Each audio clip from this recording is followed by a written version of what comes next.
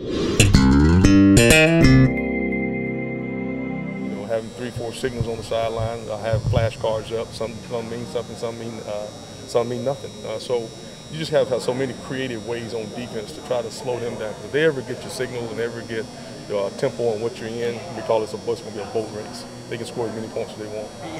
Does that change the way you almost have to recruit guys in terms of? Yeah. I'm not saying you didn't care if a guy was smart or not 10, 15 years ago, but right.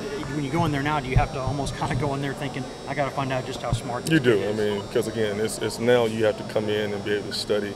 You play in every coverage known to man. I mean, you play in man, 0, 1, 2, 3, match, Tampa.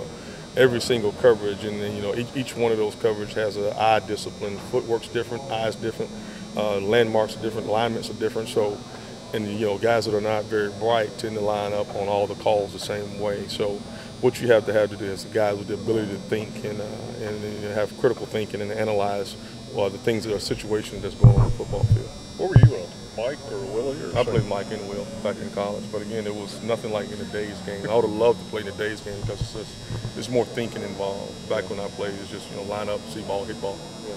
What about you? Look, Gavin says you got a lot of young guys in your room, don't you? Yes, sir. What's that like?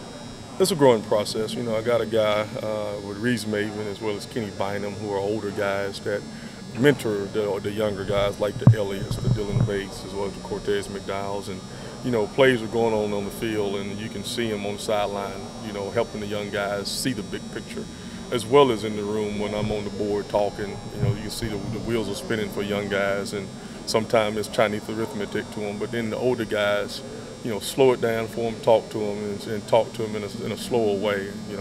So I got some great guys with Kenny and Maven, Reese Maven, that are able to talk football. Especially when they come on the sideline. And especially if they, messed up a call or jacked up a call, and it's such a fast tempo. It's hard to coach it on the field, but I got those guys that will be able to adjust. So yeah, it's a growing process. It takes about a year and a half for guys to understand run fits, pass assignments, alignments. It's a lot, and we throw a lot at them. Do you think it's one of the toughest positions to make the mental transition from high school to college? Yeah, just because of the throwing game is so. It's so advanced than the way it used to be. Back in the days, people couldn't throw the football, and today everybody can throw it. Everybody has a throwing quarterback in this league, And so it's, back in the days, just line up, and you had no landmarks. You just stare at the quarterback, and everybody rallied to the ball. Coach, I know coverage has always been important, but are you looking more for guys with the body type of Cortez and Elliott nowadays? You got to be the cover. I mean, people throw the ball well, and they throw it on time, and the ball comes out in less than 2.4 seconds. And so you got to be able to match routes as well as play vision coverage and match coverage. Play some cover 1, play some cover 0. It takes a lot, and sometimes a linebacker has to be locked up on a wide receiver. Are 3-down guys becoming more rare?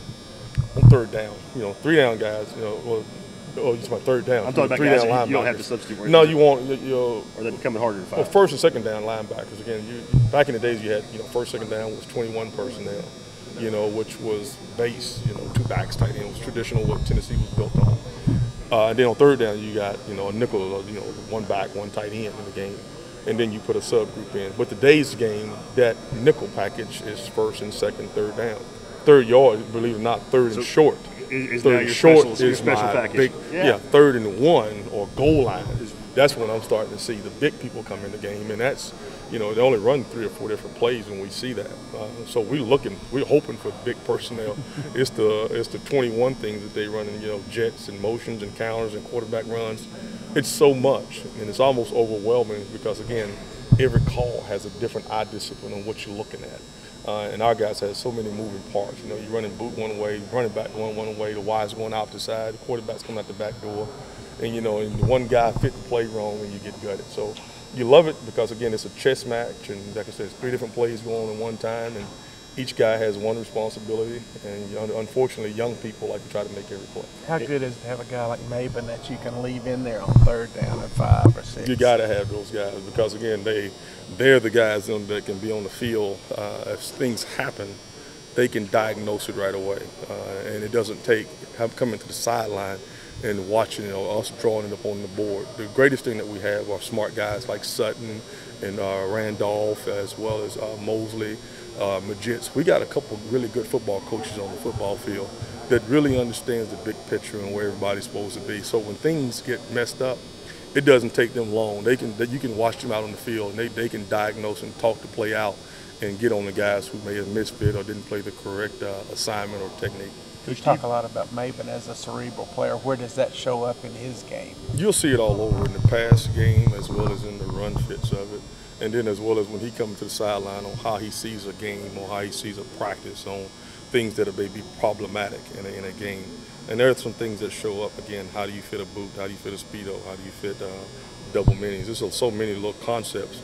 And so every week you have to tweak them and play them a little bit different. So for him, he's able to come out there and regurgitate what we, exactly what we say in the meeting rooms as well on the practice. And if something's changing, he'll see it on the field and able to tell you on the sideline what exactly happened. Coach, I'm sure you're going to ask this early, but the middle, what's it look like there? A lot of competition. You know, Kenny is one of the smartest guys in the room. So again, guys that play and don't make mistakes and have mental errors, you know, they get what they deserve. So for guys that deserve to play, they will play. You know, right now I think Kenny's doing a good job. I think Colton Jumper is showing that he belongs on this level. I think Bates is a good player. He just got to keep, you know, keep every day, just keep building and keep building. Because in my mind, he's a freshman. You know, he wasn't out there last year, and he's never made those calls. And that to us is the most difficult position on the football field, is that guy making all the checks as the middle linebacker. You talk about smart guys. We had a chance to talk to Aaron Kirkland last week. It seems like he's got a lot going on upstairs. Yeah, they all do. They'll swim. You know, they'll swim for a year.